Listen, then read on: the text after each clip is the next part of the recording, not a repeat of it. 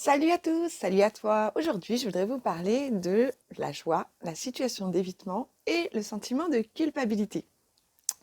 Est-ce que ça te parle? À certains moments, tu peux faire des choses qui te plaisent et en même temps, derrière, après, avoir un sentiment de culpabilité, voire du coup, euh, pas te sentir bien ou avoir l'impression que tu as évité de faire quelque chose en faisant une autre activité.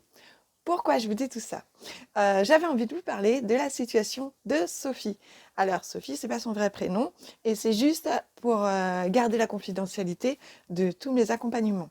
Sophie est une jeune femme brillante avec un esprit en arborescence et qui aime travailler avec sens et plaisir. Elle est accompagnatrice de d'autres personnes. Elle est super bonne dans ce qu'elle fait, mais c'est vrai qu'à certains moments, c'est compliqué ce qui se passe à l'intérieur pour elle par rapport à ce qu'elle a à faire pour les personnes. Donc, elle est bien meilleure pour accompagner les personnes, mais à l'intérieur d'elle, ça n'empêche que ça fait écho à certains freins qu'elle peut avoir et du coup se sentir en difficulté à l'intérieur d'elle. C'est le genre de situation, vous savez, quand vous faites quelque chose à l'extérieur, vous renvoyez une image, puis à l'intérieur de vous, bah, c'est pas pareil. Ça nourrit le syndrome de l'imposteur. Ça nourrit une difficulté à reconnaître notre propre valeur. Restez jusqu'à la fin de la vidéo, je vous ferai faire un petit jeu qui va vous faire travailler justement cette thématique qu'on voit aujourd'hui. D'accord? Si t'aimes, n'hésite pas à liker, commenter et partager la vidéo. Ça aide ma chaîne, vraiment, merci. Alors, si on revient à Sophie. Eh bien, du coup, elle me dit en fin de parcours d'accompagnement qu'on a fait toutes les deux, on a travaillé ensemble 6 mois avec le programme The Key à la régularité de 2 séances par mois pour travailler à la fois développement personnel, comprendre quelle est la difficulté, quelles sont les difficultés, lâcher des peurs, avancer sur ses barrières mentales et tout ça aider d'outils énergétiques puissants. Voilà, c'est le plaisir que j'ai d'être énergéticienne, de pouvoir allier toutes ces compétences à votre service, à ton service. Et du coup, si on revient à nos moutons, bah Sophie, sur l'avant-dernière séance, me dit waouh, je suis trop contente. Je viens enfin de comprendre comment je fonctionne et d'accepter quelque chose. Alors, c'est quoi qu'elle a compris? À ton avis?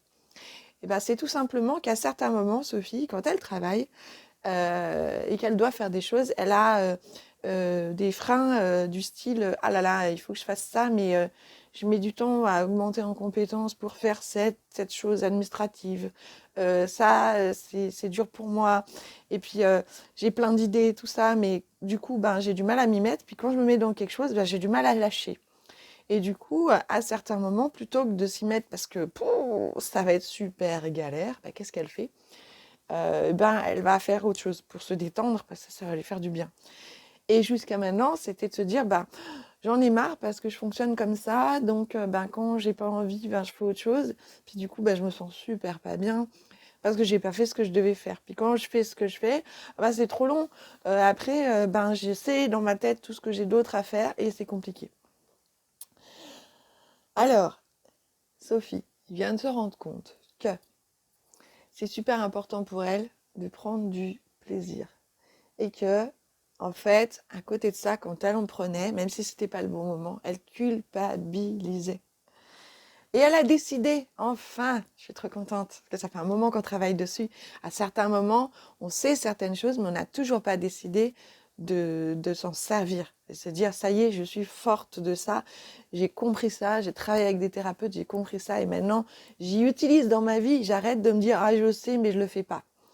Elle a enfin compris que ça ne servait à rien de culpabiliser et que dans ces moments-là, elle pouvait être dans l'instant présent, conscientiser qu'elle a passé un bon moment et puis comprendre qu'elle fonctionne comme ça avec la notion de plaisir et que du coup, ben, quand c'est plus dur pour elle, elle peut s'évader un peu sans culpabilité et le fait de ne pas culpabiliser va la charger en énergie pour ensuite faire ce qu'elle a à faire et par là même vivre beaucoup mieux son mode de fonctionnement. Ça y est, elle a compris.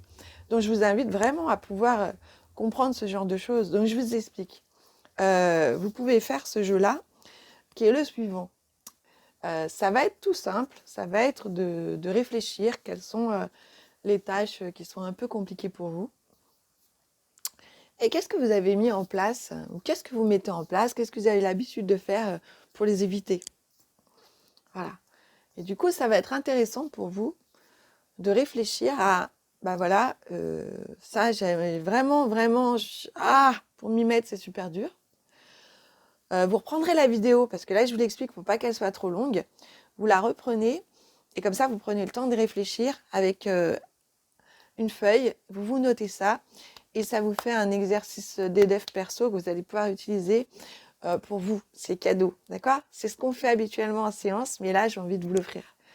Donc, vous pensez à une ou plusieurs situations où c'est super dur pour vous de vous y mettre.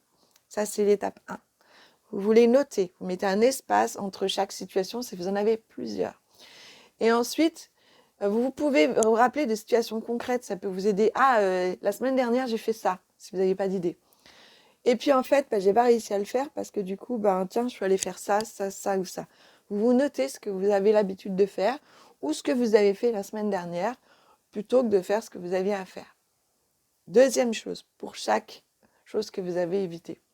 Ensuite, je vous invite à vraiment vous interroger comment vous fonctionnez. Si vous êtes monotage, si vous avez un esprit en arborescence, toutes ces choses-là, ça va être important. Est-ce que je m'éparpille? Est-ce que je suis focus? Voilà, ça va vous permettre de réfléchir sur vous. Et ensuite, je vais vous proposer la chose suivante. C'est de regarder quel choix vous avez fait d'activité. Je vais aller faire telle activité. C'est des activités d'évitement. D'accord. Cependant, il est bien possible que ce soit des activités qui vous fassent vraiment du bien. Donc, c'est intéressant de repérer que ces activités, peut-être, elles sont importantes pour vous. D'accord? Quel plaisir vous y mettez? Est-ce que c'est une habitude? Est-ce que ça a été ponctuel? Ça vous permet d'avoir une meilleure connaissance de vous. Ensuite, je vous invite à vous rendre compte que peut-être que c'est intéressant d'intégrer ces activités dans votre quotidien, peut-être plus régulièrement, pour augmenter votre dose de plaisir et pouvoir peut-être un peu plus séquencer ce que vous avez à faire de difficile. Quand vous augmentez votre vibration en faisant plus de choses qui vous font plaisir, quand vous augmentez la notion de qui vous êtes et de quoi vous avez besoin pour être bien, ça va être plus facile pour vous de mener vos projets qui sont pas faciles pour vous, tout simplement. Bon, si vous avez des cas concrets, si vous avez des questions, n'hésitez pas sous la vidéo à les noter et je vous y répondrai avec plaisir. Salut, à bientôt, prenez soin de vous, prends soin de toi, ciao.